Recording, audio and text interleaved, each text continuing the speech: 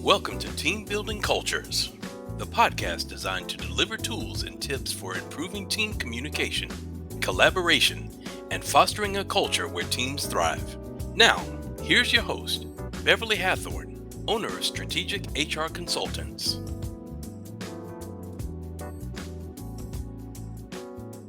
Hello, listeners, and thank you for joining yet another episode of Team Building Cultures. Today, I'm so excited to speak with my guest. Her name is Rachel Boehm, and Rachel is a nationally board certified health and wellness coach and business health psychologist. Rachel knows what it's like to look at your life and feel stuck, to look in the mirror and want to break it, to wonder where the heck everything got so darn hard. Rachel says she has burnt out, quit, had the quarter life crisis, dieted her body into submission, and tried several careers to try to have it all. She knows what it's like to feel like you did everything right, played the game by the rules, and still felt like you're losing. And she knows what it's like to discover you have a choice, that no one else needs to save you or validate you or give you permission, and then successfully turn everything around. Through podcasts, public speaking, authorship, coaching, and more, she helps people discover who they are really meant to be so they can build a life they don't want to escape from. That's wonderful, Rachel. And thank you so much for joining us today. And I'm excited to hear your story. Beverly, I'm excited to be here. Thank you for having me. Yes. So let's just jump right in. I'll just get started with my first question. Yeah. What is employee wellness a responsibility of the workplace? Isn't that outside the management, the scope of a manager? So a lot of managers think it is. A lot of business owners think that it is. And to be fair, some employees think that it is. And I think that that's one of the most important questions. The people that are currently involved in these discussions can start off with when they're thinking about whether or not they should do this quote employee wellness thing. The answer is, to a degree, yes, it is outside the scope of the workplace, right? There is a limit to which, any individual wants their employer to be involved in their health and wellness. Mm-hmm. But that doesn't mean the entire thing, the entire topic is out of the scope, right? There's a continuum. And it is going to be different for every individual, and how that looks in each workplace is going to be different, which is why, you can't just take a complete cookie cutter approach. And it's also why those of us that are using evidence-based practices in this industry are moving away from the term wellness to something that's like well-being, right? So employee well-being, because it really does recognize that well-being is at least 8 dimensions. It's multidimensional. So it's financial, it's purpose or spiritual, it's physical, which is where kind of employee wellness first started, right? Which is like, let's have some workouts and some step challenges and some weight loss things. And like, let's tie it to your health insurance. And, it started more in the physical domain. It's mental, it's intellectual, it's occupational. You can look at all of them on my website, but the point is that as we are hearing and seeing in the last few years, this drive for employees to be able to bring their quote full selves to the office. And people are also saying, when I show up, I bring all of me with me. So when I'm, quote, the secretary in the desk, I'm not just a secretary, right? Mm-hmm. I have, maybe a kid, maybe a partner, maybe somebody I'm trying to date, maybe no one but the hope of dating, but I can't because I'm here 24/7, so I'm just not able to do that. You have friends, you have family, you have a pet. You have you have a house that you need to take care of, right? Maybe before you left that day for work, the heater broke or the air conditioning broke. Like, you bring all of that with you. Mm-hmm. Or you had the most perfect morning ever until someone cut you off on the freeway, right? Or the train was late. And so then now you're frazzled when you walk in. So people are coming with their full selves into the office. And that doesn't even go into the idea of like, well, I'm also this personality and I have this side hustle. And so when we mean full self, we mean full self. And the reason this ties into this idea of employee well-being is that we need to start, business owners, managers, HR directors need to start recognizing that if they aren't already. And what does that mean for the most important business goals, right? Which is to make the profit, right? To keep the lights on. And you can't do that if you don't have your employees. And that's not new. How that looks in practice is changing. And that's the difference. And employee well-being is now part of that discussion. And so that does not mean you have to get super nosy, you have to violate policies, because of course we don't want you to do that. But it does mean that, okay, managers are becoming more of a coach, right? HR might need to, not just have the DEIB committee, but actually make sure it's part of the strategic plan. And it's not just, talk, it's actually practiced. Managers recognizing, okay, this person is used to be, pretty much always on time, that like my number one quote go-getter, but now I'm starting to see them pull back. They're missing appointment, they're seeing a performance shift or an engagement shift. But because they have a healthy relationship with that employee, they might know it's because something's going on at home. And so now, or whatever. And now they can tap into employee well-being resources, whether it's the EAP or some other benefit that can help that employee get the support they need to then start showing back up again. So it's not completely new. It's some of it we've been doing, we just need to do better. And in other ways, we needed to expand the definition so that we are looking at all the dimensions and making a corporate culture or organizational culture that allows people to, one, have the awareness that these resources exist, and two, feel safe enough to use them. Awesome. Yes, we're in perfect alignment with that. And that's one of the reasons I was excited to get you on the show, because I happen to feel that culture is so important and so critical to driving the success of a team and the success of employees. And what you're speaking of here about bringing your whole self to work, people do bring their whole selves to work. And if they have a culture where they feel there's like this psychological safety, or there's this unity, or, maybe I might want to talk to my manager about something critical that's going on in my life. Maybe I don't want such a stone-walled brick cold culture that I have to keep that to myself and maybe only talk to one of my friends on my lunch break. But meanwhile, I'm sitting at my desk just seething and, could really use some support and some help. And how much better is it when your employees are able to feel comfortable like that at the workplace? How much more do you get in terms of their creativity and their energy, so I'm in perfect alignment with you there. Awesome. So tell me, why do so many workplace wellness tips and lifestyle tips put the burden on individuals? As you mentioned, what part does the organization play in, providing that? So it plays a huge part. And again, I mean, the onus shouldn't be on just one or just the other. Right. So it's not that, oh, now the employee isn't responsible. It's the workplace, right? It's both have a responsibility. Right. And so I believe, now that we're going into kind of an evidence-based opinion here, but I believe that the reason why so many of these programs have traditionally been focused on the employee changing their behavior or situation is because the organizations just really haven't wanted to look at, or haven't known how, or the guidance hadn't really been there. You can't, there's too many variables. You can't say it's just one thing, but I think it was accepted that it was like the employee's responsibility to take care of themselves, which is somewhat fair. But also we need to look at what we know is that the environment shapes who we are. Right. I believe it was James Clear that said the environment is kind of like the invisible hand. Right, that invisible hand analogy, rather than being related to economics, when we're talking about behavior, the environment is the invisible hand. And so how your office is set up, the lighting, the temperature, the colors, all of that affects our behavior, our sense of well-being in our space. Not even mentioning the people around you and the work that you're doing. And so organizations are increasingly aware, some of those factors, right? And so, yes, the employee needs to take ownership of some of their behaviors, right? If they want things to change, the only one that's going to change it is you, but you have to be in a space that allows you to do it.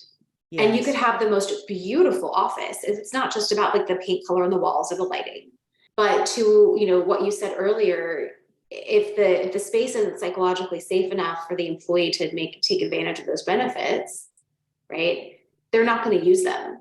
And so when I look at employee wellness programs or well-being programs, it's not just, do you offer, discount on gym memberships? Do you have an EAP program? It's like, what is their policy around workplace meetings?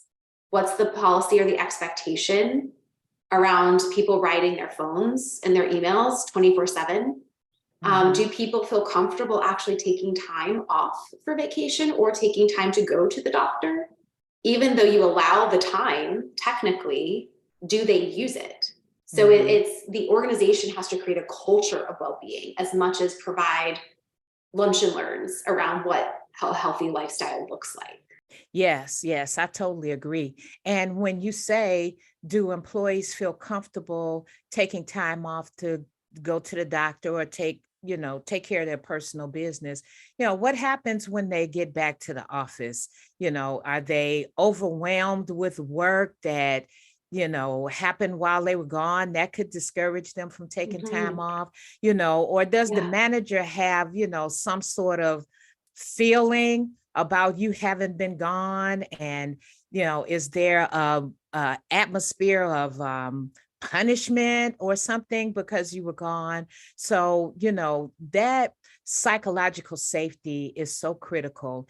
And as you say, employees have to feel comfortable. You can have all the EAP, all the stuff in place, but if they're not using it because they don't feel comfortable using it, it's not doing us any good, Right, so exactly. you're stuck in the same place. So let's talk about burnout, because that is something that I think most of us have experienced. I know I've definitely experienced it.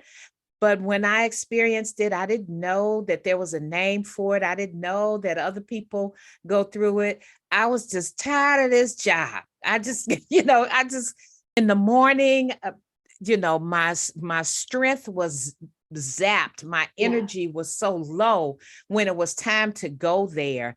And I would get there, and at 9:00, I'd start looking at my watch. Is it 5:00 yet? It's just, and I just wasn't bringing everything that I had.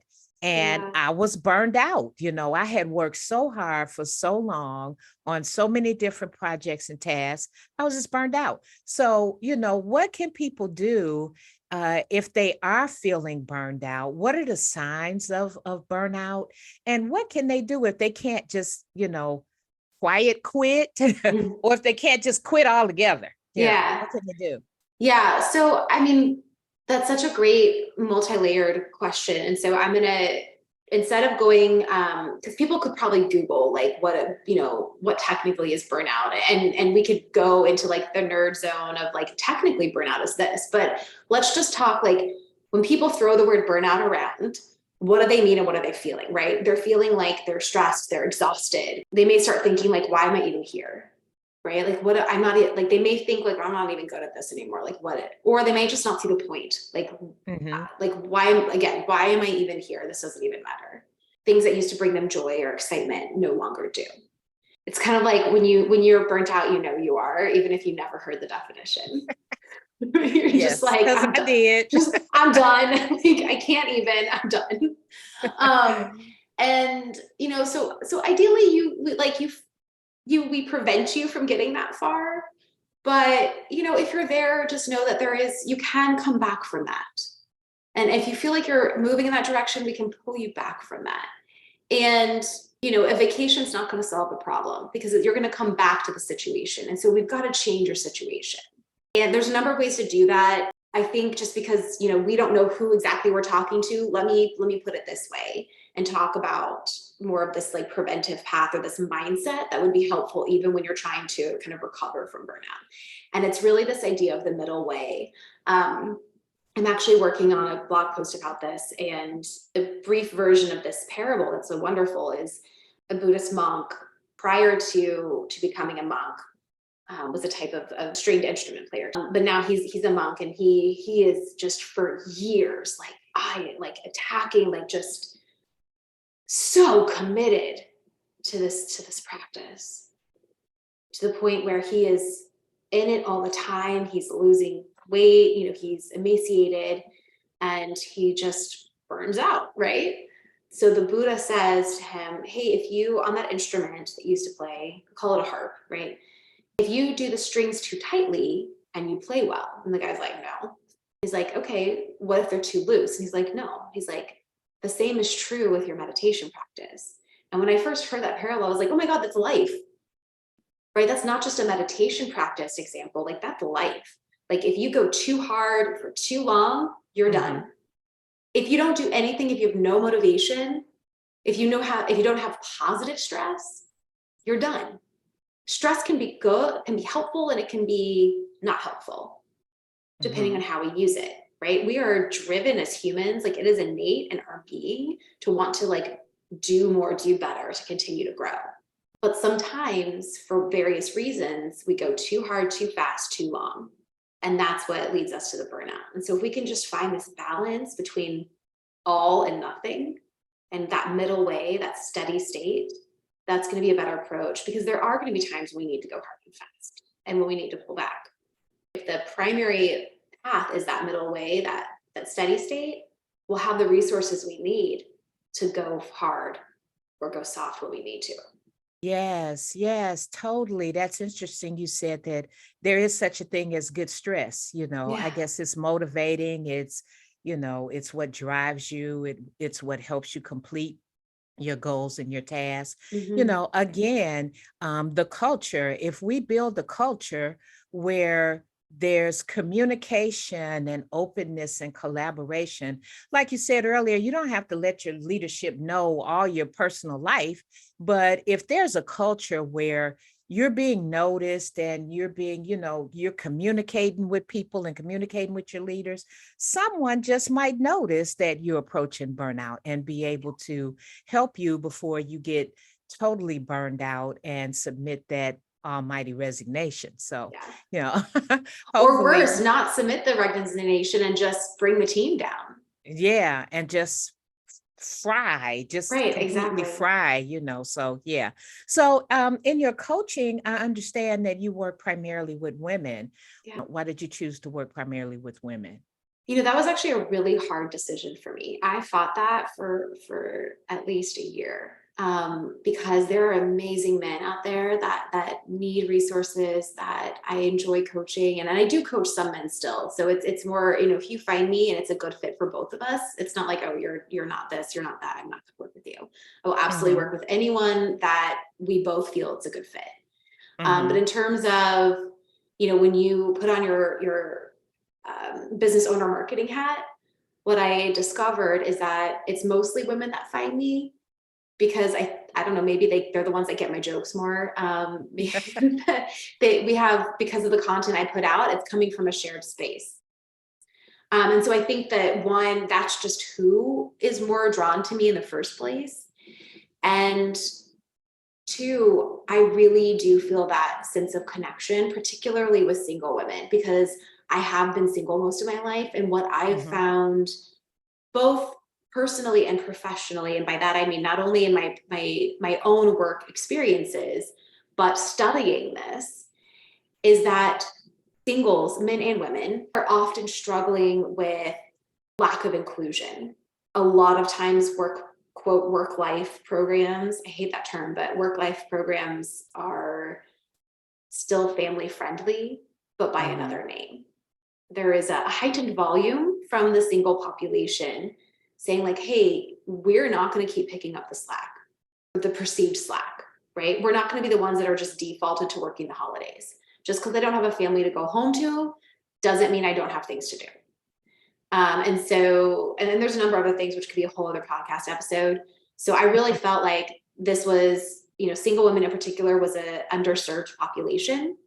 And since some of the things that I work on primarily are related to healthy lifestyle, like nutrition, exercise, balanced living, all of those dimensions of well-being that we talked about before, that was just something that is really hard for single women to be able to create time for themselves to work on those issues. Yeah, yeah, I totally get that. So where could a team start to create I don't know, a well-being program or, just something similar to what you've talked to us about today? Listen to your employees. Mm, Just listen. And I don't mean just like sit in the middle of the workspace. If you have an actual workspace or kind of a virtual, whatever. But what I mean is most businesses have, and if they don't, they should have like an employee listening tool, like a survey of some kind, right? So put out even a simple questionnaire, be able to actually, easily look at the information that you've gathered. Put out a survey, ask them, what is working here? What is not working here? What do you want to see? What would help you in this, this, and this? Do you even know our mission? Do you know how your job contributes to this mission? Put together some focus groups if you don't feel like the survey would be the best way to gather that information. And really importantly, don't ask questions you're not willing to hear the answers to. aha. Because if you ask a question, like say, for example, what could we improve to make you more engaged in work, right? One thing, people may not know what you mean by work engaged, but let's just say everybody does, right? And they tell you, this is what we think. You go, oh my God, they're so excited you're asking. Thank you. And they tell you, and you're like, oh, I don't want to do that. Or, oh, well, we can't really do that right now. Right. So now you have this information. Mm-hmm. And now it's going to make the situation a lot worse because they're going to be like, well, the next time they ask, I'm not going to tell them because it doesn't change anything. Exactly. Right. It's just platitudes. Yes. So don't ask questions you're not willing to really hear the answers to. And if it comes back and they tell you and you're like, no, like legitimately, we cannot do that here, because tell them, hey, we heard that this was the most common thing that you guys were looking for. These are the reasons we actually cannot do that here right now. But here's what we could do. Can we meet in the middle this way? Because most likely they'll say, oh, okay, that makes sense, because you've heard them. Like, people just want to be heard. They want to be understood. So give them the space to be heard and understood. And then figure out how you can at least meet in the middle, because they want you to be in business too. It's not like employees are like, screw this. Like, I'm going to get paid, and the business will always be there, even if I'm not working. They know that they need to do certain jobs so that the business stays in business. Mm-hmm. Mm-hmm. You're on the same team. It's just how you play the game is shifting. Yes. Yes. Yeah, I'm totally with you on that, especially when you talk about the communication part of it.